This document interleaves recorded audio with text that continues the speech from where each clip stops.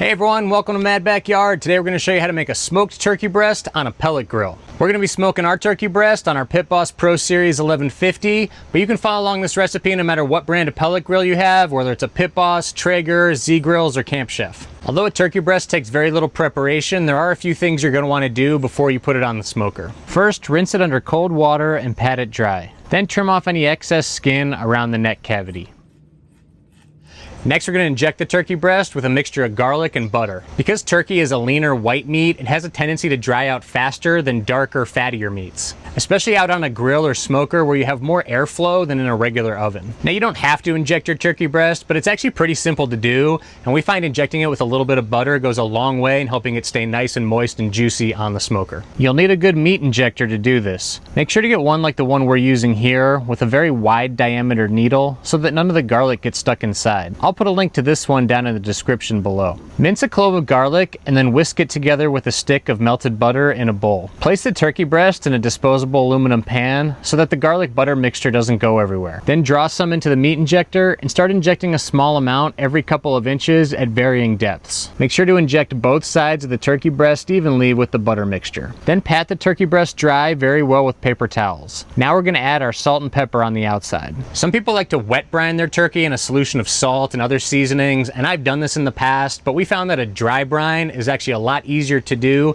and works even better at crisping up the skin and seasoning the turkey. We do the same thing on our main turkey that we cook in our oven on Thanksgiving. Overnight, the salt will really work its way into the meat, even when just sprinkled on the outside of the skin. This will not only season the turkey, but help it retain a lot of moisture while it's cooking on the pellet grill. It'll also help draw moisture out of the skin, making the skin crispier when we cook it, so we get exactly what we want: crispy skin and juicy meat. Rub about 2 tablespoons of kosher salt and a teaspoon of fresh black pepper on the outside. Put it on a V-shaped rack like this one in an aluminum pan and then put it back in the refrigerator overnight. We aren't going to brush any butter or oil on the outside of the turkey while it cooks, and no basting either. Adding any kind of moisture like this will only inhibit the skin from rendering and getting crispy. The next day, start up the pellet grill, let it run through the startup cycle, and then set it to 325 degrees Fahrenheit. I don't like to cook turkey low and slow because this will also dry out the lean white turkey meat. Low and slow temperatures work great for fattier meats like brisket and pork butt, but not for turkey. If you try cooking it low and slow, the skin will also never get crispy. But because we're cooking at a higher temperature, we're not going to get as much smoke flavor from our pellets. We showed in a video we made about how to get more smoke from your pellet grill.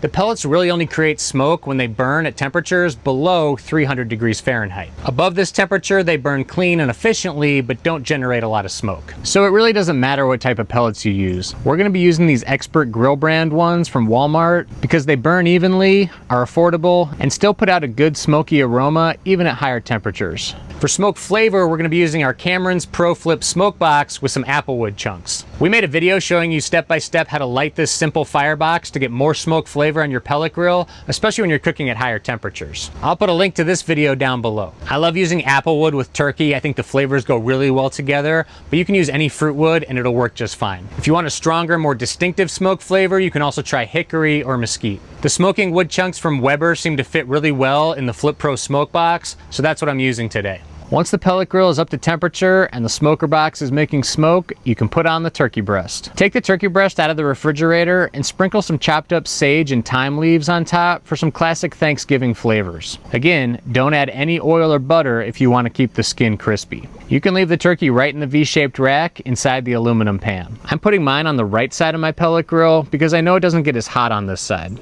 I'm going to position the smoker box on the left side so that the smoke flows over the turkey towards the exhaust chimney, but also making sure not to put it too close to the temperature probe on the left side of the cooking chamber and affect my temperature reading. We're also going to add a little bit of water to the bottom of the aluminum pan. This will help diffuse some of the heat coming from below to give us better indirect heat around the turkey breast. It'll also create a little moisture in the cooking chamber and keep any drippings that fall from the turkey from burning in the pan. Put a temperature probe in one of the thickest parts on one side of the breast, then close the lid and let the turkey cook on the pellet grill. We're only going to do 1 load of applewood chunks because it's very easy to oversmoke lean white meats like fish, chicken, and turkey. 1 load of wood chunks in the smoke box will last about an hour and provide more than enough smoke flavor for our turkey breast. We're gonna rotate it about every 45 minutes to make sure it's cooking evenly and spot check with our instant read thermometer. We hope you're enjoying this video. If so, please make sure to hit the like and subscribe buttons, and also check out our website, madbackyard.com. We've got a ton of other great pellet grill articles, resources, how-to guides, and recipes just like this one, including some great side dish recipes like our smoked mac and cheese and smoked sweet potatoes that you could serve alongside your turkey breast. So make sure to check it out. All right, the turkey's been on for about 2 hours now. I flipped it around again just to keep it rotating and keep both sides cooking evenly. Kept my probe in place. I haven't had to add really any more water in the bottom. We're just trying to keep that nice thin layer so that any drippings that fall don't burn on the bottom of the pan. The turkey itself is up to about 140 degrees now, so we're trying to get to 160 degrees when we take it off. It'll rest and then come up to 165 as our final temperature while it's resting. You can see that our skin is staying nice and crispy there. We haven't basted it, we didn't brush any oil, we didn't do anything to it other than just leaving it alone. So it's getting nice and crispy. I actually turned the temperature up to 350 because I want to get a little more browning on this before it's done at 160. So you can play with the temperature a little bit if you want to get a little bit extra browning at the end there, like I'm doing. I'm probably going to turn it back around when it gets to 150 just to rotate it one more time and make sure it's cooking evenly. We've got the probe in place, but I'm going to keep spot checking as well with our instant read thermometer here. So make sure you got this as well to check your turkey as you're getting close to make sure it really is at the right temperature in every spot in the thickest part of the breast.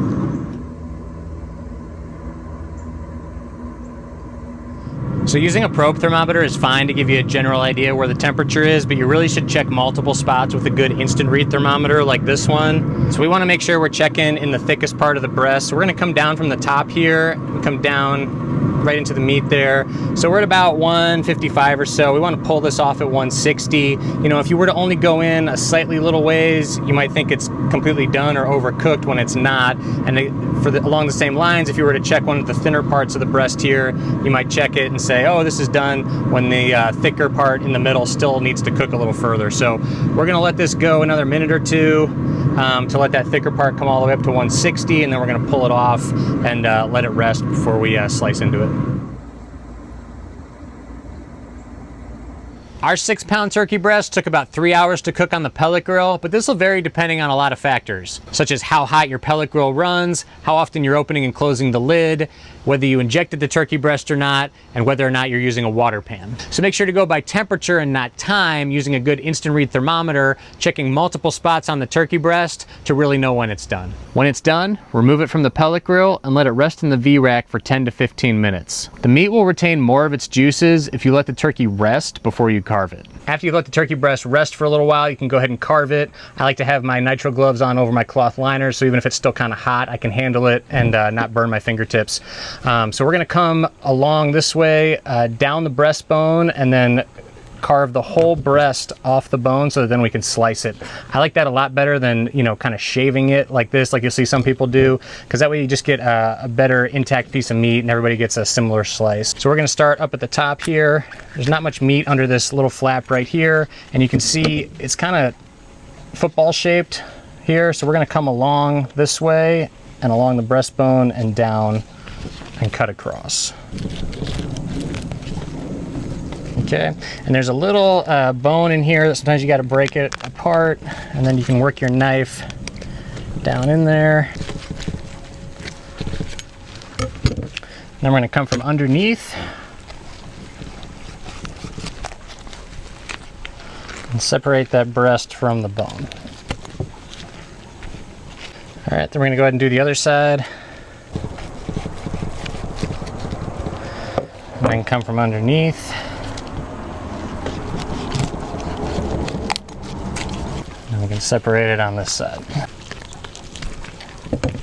Now what I like to use is actually a serrated bread knife instead of a meat slicing knife when I'm doing skin on turkey and chicken. I just find that it cuts through the skin a little better without tearing it all apart.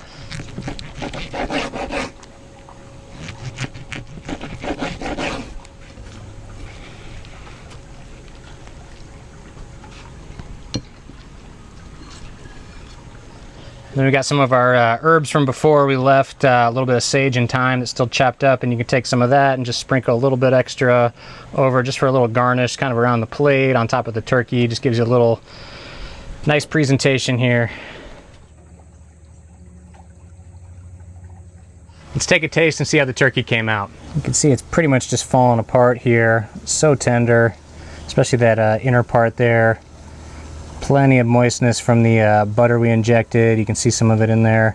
And take a little piece here in the middle and take a bite.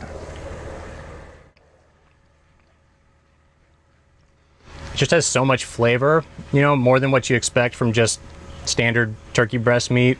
You get the butter, the garlic, the smoke flavor, even all the way to the middle there, but we're probably gonna get more on the outside. Let's take a little taste from the outside here. That skin is nicely rendered. Everything on here is just delicious. Really good. I'll put a link to the step-by-step recipe that accompanies this video at madbackyard.com down in the description below. Let us know down in the comments any seasonings or techniques that you like to use when smoking a turkey breast on a pellet grill. We're always looking for new ideas to try, and we'd love to hear them. And as always, thanks for watching.